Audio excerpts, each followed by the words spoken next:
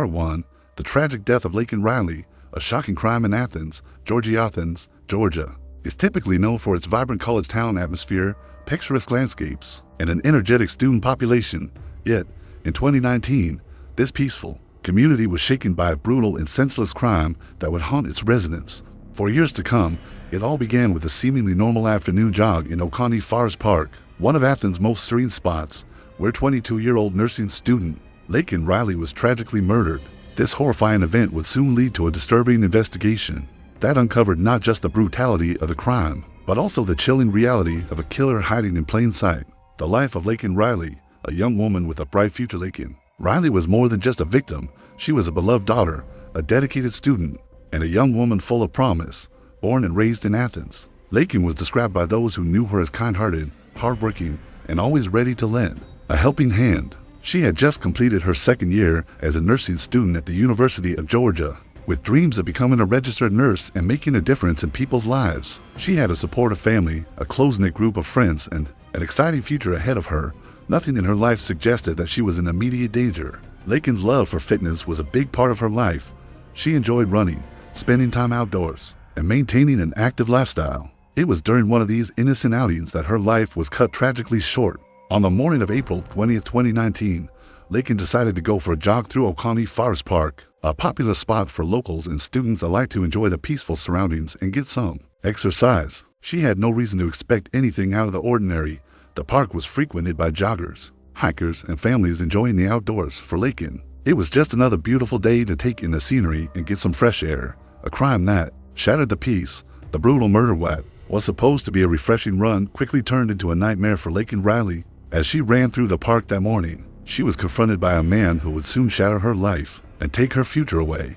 The man, José Antonio Ibarra, had been lurking in the park that morning, waiting for an opportunity to strike. His encounter with Laken was violent and swift. He ambushed her, attacking her from behind and using overwhelming force to overpower the young woman. The details of the attack were later revealed to be shocking. Ibarra strangled Laken, an act of violence that sent a wave of terror through the community.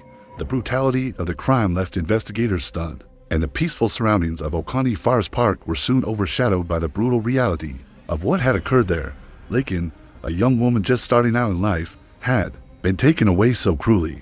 Her family, friends, and the entire community were left reeling from the loss. The crime was entirely random, with no apparent connection between the victim and the perpetrator. Ibarra, a 30-year-old landscaper with a history of violent behavior, seemed to have targeted Laken in an act of senseless violence. It appeared to be a crime of opportunity, and yet it was part of a much darker, disturbing pattern that would unfold as the investigation continued. The investigation, uncovering the killer's past, as the Athens Clark County Police Department launched an investigation into the death of Laken Riley. They quickly discovered the brutal nature of the crime. The first key break in the case came when Laken's body was discovered later that day by a group of park visitors who immediately contacted authorities. Police responded quickly, and the park was cordoned off as they began their investigation. One of the first steps was to review surveillance footage from nearby areas to try to identify any potential suspects. It wasn't long before detectives uncovered a piece of crucial evidence. A man matching the description of the suspect was seen near the park shortly before the attack. That man turned out to be José Antonio Ibarra, a man with a troubling past. Ibarra, originally from Mexico, had moved to the United States several years earlier. While he had been living in Athens for some time, his criminal history was far from clean. He had a history of violent offenses, including assault, which should have raised red flags for authorities. In fact, just a few months before Laken's murder, Ibarra had been arrested for a similar incident involving a woman, but the charges had been dropped due to insufficient evidence. The police were able to track Ibarra down quickly, and after a series of interviews and interrogations, he eventually confessed to the crime. The cold nature of his confession only added to the horror of the situation. Ibarra explained that he had been in the park that morning with no particular plan or goal in mind. When he saw Laken running alone, something inside him snapped, and he decided to attack. The murder was an act of pure violence with no other apparent motive. Ibarra's confession not only confirmed his role in the crime, but also painted a chilling portrait of a man capable of committing such a horrific act. He described his actions as almost mechanical, as if he had no regard for the life he was taking. He had been motivated not by any personal vendetta, but by an overwhelming urge to kill, which he later described as something he had struggled with for a long time. The aftermath, a community in shock. The murder of Laken Riley sent shockwaves Through the Athens community, the park, once a place of tranquility, had become the site of a horrific crime, and the news of her death spread quickly throughout the area.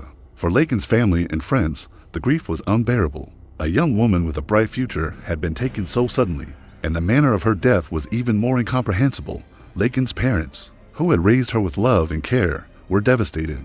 The loss of their daughter was a blow they could never have prepared for. Her mother, in particular, expressed how hard it was to reconcile the image of her daughter, the vibrant, happy young woman she had known, with the tragic circumstances surrounding her death. Laken had been taken away from them in the most brutal way imaginable, and the emotional toll on her family was beyond measure. The community of Athens was left grappling with the fact that such a heinous crime could happen in their peaceful town. They had known Laken as a young woman with so much potential, and her loss left an empty space in the lives of everyone who knew her. The fact that her murder was a random act of violence made the crime even more difficult to understand. It served as a stark reminder that danger could be lurking in the most unexpected places, and even the most innocent actions, like going for a jog, could turn tragic in the blink of an eye. Conclusion of Part 1. The brutal death of Laken Riley was a tragedy that shocked Athens and left its community grappling with a sense of unease and disbelief. The investigation uncovered the chilling details of José Antonio Ibarra's violent tendencies, and his senseless attack on Laken was a stark reminder of the darkness that can exist beneath the surface of an ordinary-looking individual. In Part 2, we will delve deeper into Ibarra's background, the events leading up to the crime, and the legal proceedings that followed his arrest and confession. We will also explore the wider implications of this tragic murder, including the conversation surrounding random acts of violence and the lasting impact on the victims' families and communities. Stay with us as we continue to unravel the details of this chilling case. Part 2.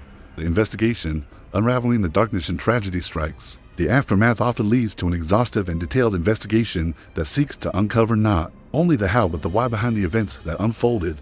The murder of Laken Riley in Athens, Georgia, on that fateful day in March 2021 was no exception. While the attack was brutal and senseless, the investigation that followed would reveal the chilling details of what transpired in the forest that afternoon. This section will dive deep into the investigation process, the eventual identification of the killer, and the revelation of a case that shocked the community and raised uncomfortable questions about the randomness of violent crime. The start of the investigation into Laken Riley's death began immediately after her body was discovered by a jogger in Oconee Forest Park.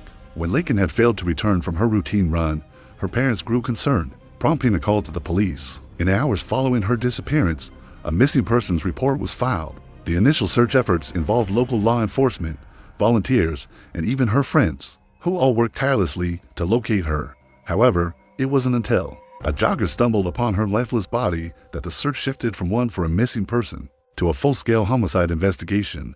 The scene of the crime was grim and disturbing. Laken's body was found partially hidden in the underbrush, and early indications suggested that she had been attacked, likely by someone she hadn't known personally. The location of the body in the park, a popular place for runners and nature enthusiasts, made the crime even more disturbing. It was supposed to be a safe place, a haven for the people of Athens, yet it had been tainted by violence. Detectives on the case were initially struck by the apparent randomness of the crime. There was no indication that Laken had been followed or that the murderer had known her. She was simply in the wrong place at the wrong time. This factor made the case especially difficult to solve, as investigators often rely on previous interactions or relationships to understand the motivations behind such violence. Without a clear motive, the case could easily have gone cold, adding another layer of complexity to the investigation. Evidence found at the Senate first breakthrough in the case came when investigators analyzed the crime scene. Though the attack had been brutal, there were signs that the perpetrator had been somewhat familiar with the park and the surrounding area. Footprints, broken branches, and other subtle clues pointed to a violent struggle between Laken and her attacker. However, despite the effort to cover up the crime, a key piece of evidence was left behind. DNA forensic team was immediately called to the scene to collect evidence, including fibers, hair, and, most importantly, bodily fluids. The DNA found at the scene was crucial in confirming that the attack was not a random act of violence, but rather an intentional, premeditated crime. The fact that DNA was left behind suggested that the perpetrator had been careless or overly confident, which would later prove to be his undoing. As the forensic team worked tirelessly to gather the evidence, they also began canvassing the area for any potential witnesses. Surveillance footage from nearby buildings and security cameras in the vicinity of the park were reviewed, but there was little to go on. The park, though frequented by joggers and walkers, was secluded enough that no one had witnessed the attack or heard Laken's screams. Despite these challenges, the police were undeterred. They turned their attention to a critical part of the investigation, the history of the DNA sample. Investigators cross-referenced the DNA found at the crime scene with databases of known criminals. This step would eventually lead to the identification of the suspect, though it would take time. The breakthrough, a gruesome discovery, and the identified suspect breakthrough in the case came when detectives were able to track down a suspect through a hit in the DNA database. The DNA sample collected from Laken's body matched that of José Antonio Ibarra, a man with a criminal history including charges related to violent behavior. Though not for anything as severe as murder, José Ibarra was a 38-year-old landscaper who had lived in the Athens area for several years. His background, while not immediately alarming, contained disturbing details that would soon become central to understanding the motive behind the crime. Ibarra had a history of run-ins with the law,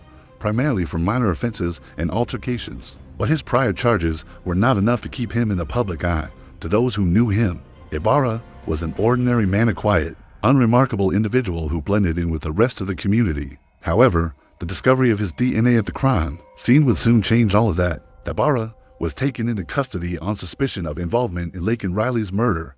At first, he was cooperative with investigators, providing vague accounts of his whereabouts on the day of the murder. He claimed he had been working, but his alibi was weak and unconvincing. Detectives pressed him, slowly beginning to uncover the cracks in his story. Ibarra's failure to provide a solid explanation of where he had been when Laken was killed raised further suspicions. As the investigation deepened, it was revealed that Ibarra's connection to the crime was not entirely coincidental. Though Ibarra did not know Laken personally, he was known to frequent the park where she had been attacked. The investigation revealed that he had been in the park on the same day that Laken was murdered. While he may have initially appeared to be just another member of the local community, the discovery of his violent tendencies and a chilling history of aggressive behavior painted a different picture.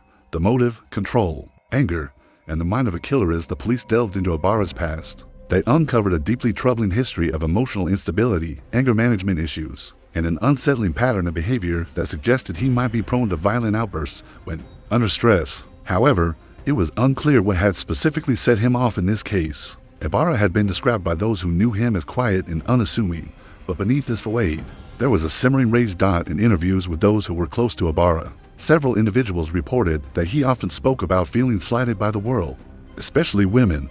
He had a history of difficulty maintaining relationships, often accusing people of being cruel or unappreciative. Despite this, there had been no previous indication that he would escalate to such a violent crime. His personality appeared to be the classic case of someone who might fly under the radar. Until something snapped out, it was revealed that Ibarra had, in fact, been in a mentally unstable state at the time of Laken's murder. He had been struggling with intense emotional turmoil and dissatisfaction with his life, including failed relationships and financial instability. However, what investigators could not immediately understand was why Laken, a complete stranger, had become his target. While his frustrations with his own life were apparent, they did not fully explain the reason for the violent attack on Laken Riley, someone he had never met. During his interrogation, Ibarra eventually admitted to the murder. He revealed that he had targeted Laken after seeing her running alone in the park. Ibarra, in a moment of complete disassociation from reality, decided to act on his internal rage, channeling it into an unprovoked and violent assault. He followed her into the woods and ambushed her, ultimately strangling her to death in a brutal act of violence. The random nature of the crime sent shockwaves through the community, raising questions about the unpredictability of violent acts and the randomness of some murders. The aftermath, a community in shock, and the road to justice. As the investigation unfolded, the Athens community was left to cope with the senselessness of the crime. People had always viewed Oconee Forest Park as a safe, serene place to exercise and enjoy nature. To have a brutal murder occur there shattered the sense of safety that residents had come to expect. The idea that a violent killer had been living among them, someone seemingly unremarkable and invisible, left many feeling unnerved and vulnerable. The arrest and subsequent confession of José Antonio Ibarra were pivotal moments in the case, but they also raised important questions about the nature of violence, the psychological profile of perpetrators, and the signs that often go unnoticed. While many in the community were relieved to see Ibarra arrested, there was a profound sense of loss and fear that lingered long after his capture. In the weeks and months following Laken Riley's tragic death, support for her family poured in from the local community. Friends, family, and strangers alike offered their condolences. helping to raise awareness about the tragedy and the importance of addressing mental health issues and violence in society. The investigation into Laken's murder was a reminder of the darkness that can exist even in the most unlikely places. But it also highlighted the tireless work of law enforcement officers who, despite the challenges they faced, were determined to bring justice to Laken and her grieving family. The case also prompted a broader conversation about the nature of violent crimes, the unpredictability of killers, and the need for greater vigilance in communities everywhere. As the case continued to develop, the public awaited the next steps in the legal process, where José Antonio Ibarra's fate would be determined. The grief of Laken's family was unimaginable, but the pursuit of justice was far from over. They would have to endure the long road to trial, but in the end, they hoped for nothing less than justice for Laken Riley, whose life had been tragically cut short by an act of senseless violence. Conclusion of Part 2. The investigation into Laken Riley's murder revealed a chilling sequence of events, but it also shed light on the complex nature of violence and the psychological factors that can drive someone to commit such horrific acts. As the authorities worked to piece together the puzzle, the community of Athens and the world at large struggled to come to terms with the senseless loss of a young woman's life.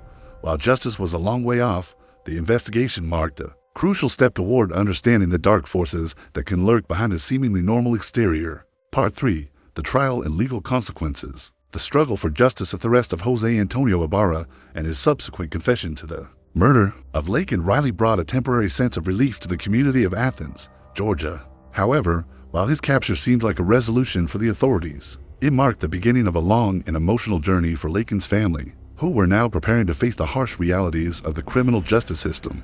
The trial of José Ibarra was poised to be an emotional roller coaster, not just for his defense and prosecution teams, but for everyone connected to the case. In this section, we will delve deeply into the trial proceedings that followed Ibarra's arrest. It will cover the intense legal battles, the strategies employed by both the defense and the prosecution, and the ultimate consequences for José Antonio Ibarra. We will also explore the profound impact that the trial had on Laken's family, the community of Athens, and the broader conversation surrounding mental health, violence, and the need for stronger protections for women. The road to the trial. Preparing for justice. The road to the trial of José Antonio Ibarra was long and emotionally fraught for Laken's family. As the investigation into his crimes continued, the Riley family had to prepare themselves for the next phase of the process: the court hearings, the legal strategies, and the inevitable media attention that would surround the case.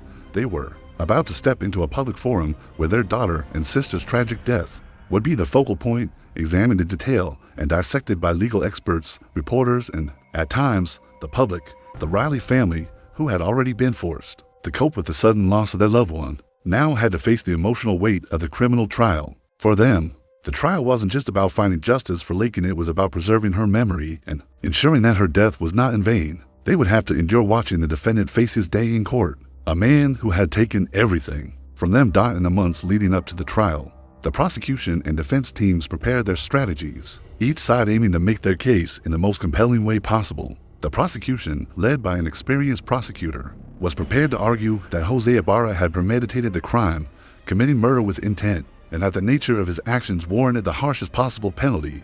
Meanwhile, Ibarra's defense team sought to focus on his mental health, arguing that his emotional instability and troubled past were mitigating factors that should influence his sentencing. The trial would unfold over several weeks, with each side presenting its arguments, examining witnesses, and piecing together the events leading up to Laken's murder. The central question of the trial would not just be whether José Ibarra was guilty of murder, but also the degree of responsibility he bore for his actions. The prosecution's case, cold-blooded murder prosecution team wasted no time in making it clear that they intended to pursue the maximum penalty for José Ibarra. Their case centered around the brutal, premeditated nature of the crime, arguing that Ibarra had planned and carried out the murder of Laken Riley in a manner that showed no remorse or consideration for the victim's life. They painted a picture of a man who had been driven by anger, frustration, and a need for control, resulting in a violent act of rage. The prosecution opened their case with a detailed timeline of the events leading up to the murder. They explained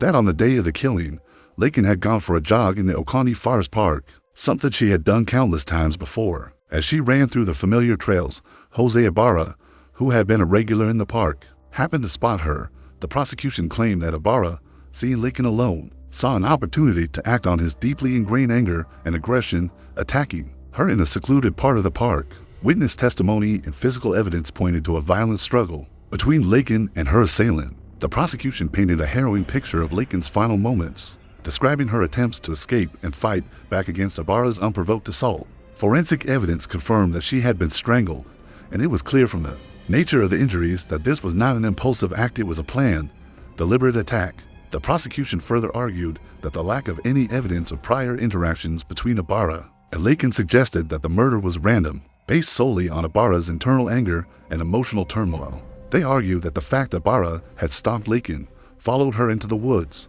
and ambushed her in an area far from any potential help demonstrated his calculated intent to harm her. The randomness of the crime, the violence, and the manner in which he tried to dispose of the body by hiding it in a remote area all pointed to a man who had a deep-seated need for control and had no regard for human life. In their closing arguments, the prosecution highlighted the deep emotional and physical impact of Laken's death on her family, friends, and the Athens community. They emphasized the trauma caused by the crime, the fact that Laken's life had been taken in an act of senseless violence, and the need to ensure that justice was served to prevent similar acts from happening again. The prosecution urged the jury to find José Ibarra guilty of first-degree murder, with the appropriate penalty being life in prison without the possibility of parole. The defense's case, a plea for mercy in contrast to the prosecution's argument, the defense team sought to paint a different picture of José Ibarra, one that centered on his mental health struggles and the idea that his actions were not entirely a product of cold-blooded calculation, but of deep, emotional instability.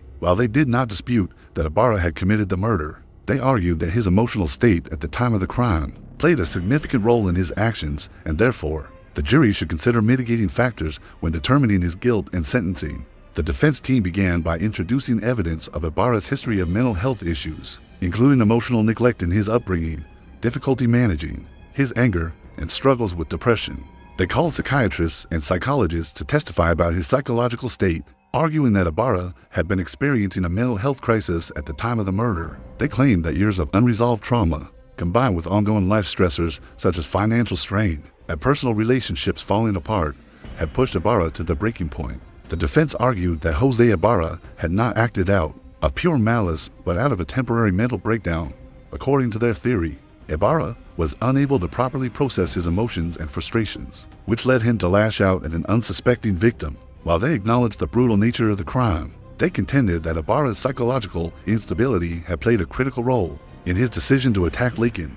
His outburst of violence, the defense argued, was not a planned murder, but an act fueled by a combination of stress, emotional turmoil, and an inability to cope with his personal demons. In the closing arguments, the defense asked the jury to consider Ibarra's troubled mental state and to show mercy in their verdict. They argued that while he should be held accountable for his actions, the punishment should reflect the mitigating circumstances surrounding his mental health. The defense's ultimate goal was to avoid the maximum penalty of life without parole, hoping for a more lenient sentence that would allow for treatment and rehabilitation. The jury's deliberation, a verdict of justice after weeks of emotionally charged testimony, the case was handed over to the jury for deliberation. The members of the jury were tasked with considering not only the details of the crime, but also the psychological factors that had been presented during the trial. The decision they faced was complex. How could they balance the brutal nature of the murder with the emotional instability that had been described by the defense? As the jury deliberated, they considered the evidence laid out by both sides. The prosecution had provided a compelling case that José Ibarra's actions were calculated, violent, and without remorse. The defense, however, had introduced a more complex narrative of a man struggling with mental health issues, seeking mercy rather than condemnation. Ultimately, the jury found José Ibarra guilty of first-degree murder, but they also took into account the emotional and psychological factors at play. Ibarra was sentenced to life in prison without the possibility of parole, ensuring that he would never have the opportunity to harm another person. The decision brought a sense of closure to Laken's family, though they knew that the pain of their loss would never fully heal. While justice had been served, they understood that no sentence could ever bring back their daughter, sister, and friend. Nonetheless, the verdict provided a sense of accountability, and for the first time since the tragedy, they could begin to process the events in a way that would allow them to move forward.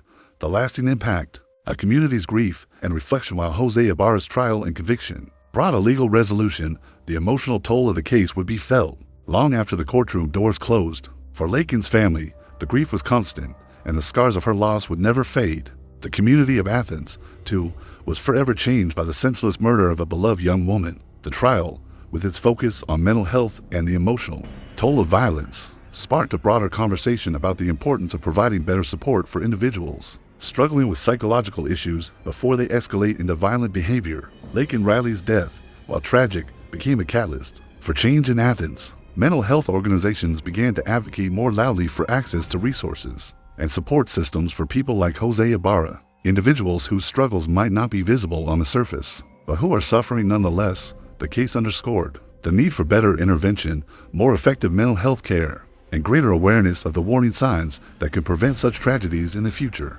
In the years following the trial, Laken's family continued to honor her memory, creating foundations and programs to help those affected by mental health crises and domestic violence.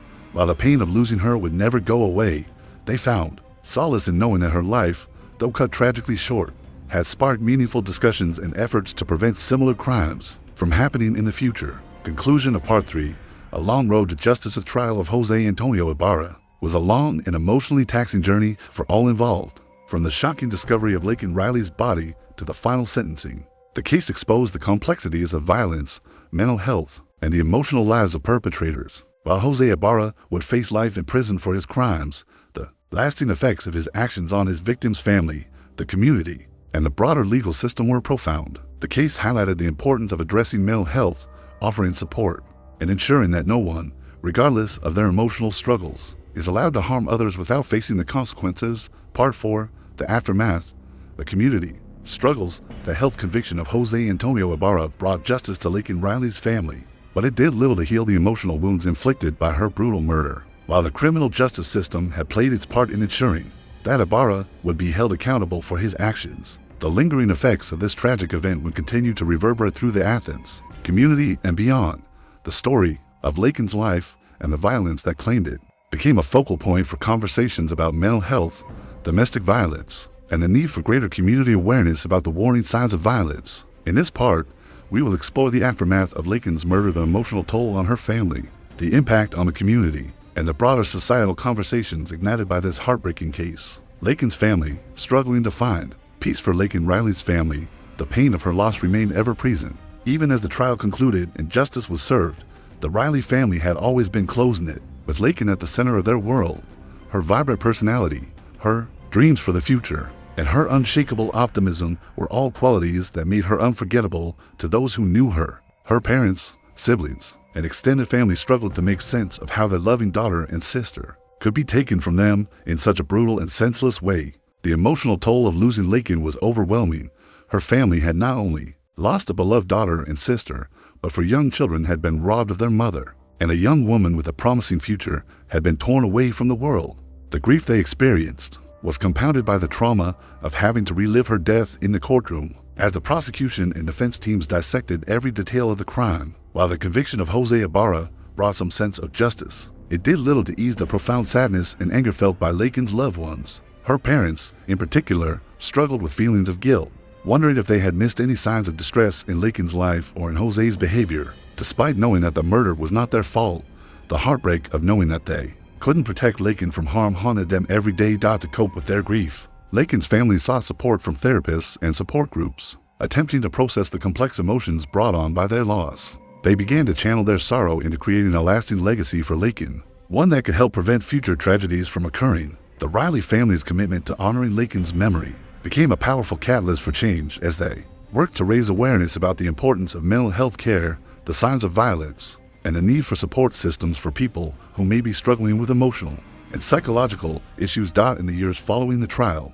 Laken's family became active in supporting mental health and domestic violence awareness initiatives. They partnered with local and national organizations to advocate for better resources for those at risk of violence or emotional distress, with the goal of preventing future tragedies like Laken's death. While no amount of advocacy could ever bring her back, they found purpose in working toward a future where such violence could be prevented. The Athens community, the deep scars of tragedy community of Athens, Georgia, was forever changed by Laken Riley's murder.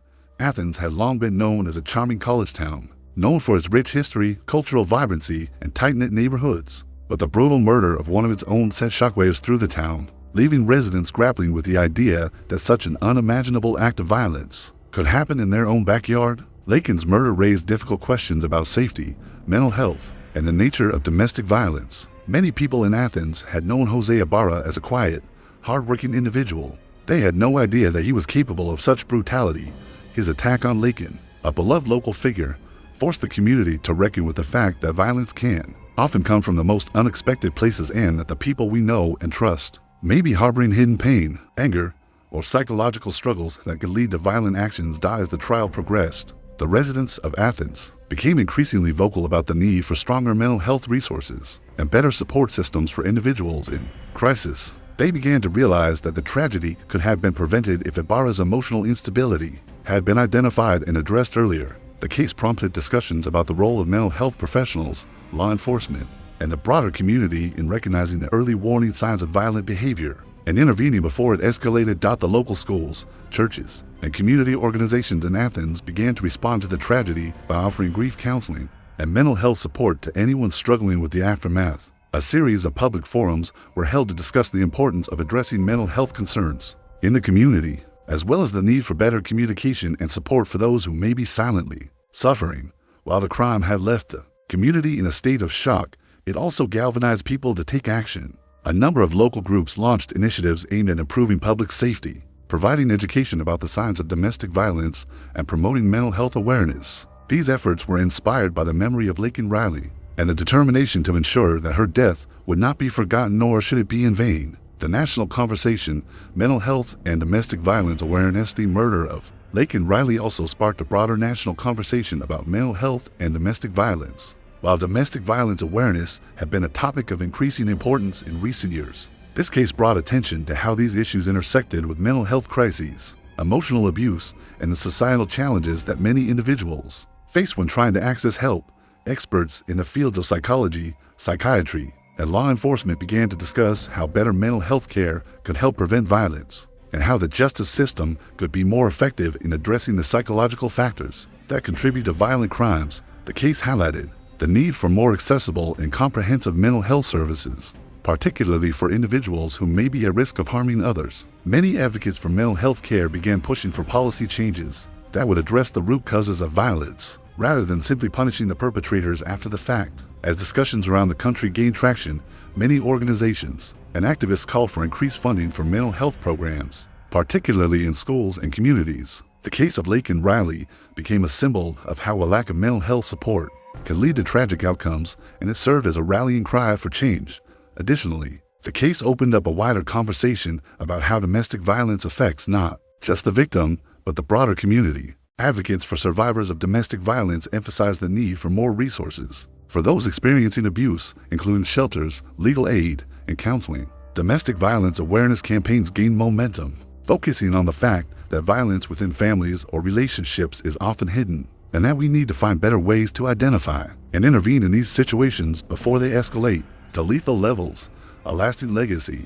The Laken Riley Foundation. In the wake of Laken's tragic death, her family worked tirelessly to create a foundation in her honor, the Laken Riley Foundation. The foundation's mission was to raise awareness about domestic violence, mental health, and the importance of early intervention.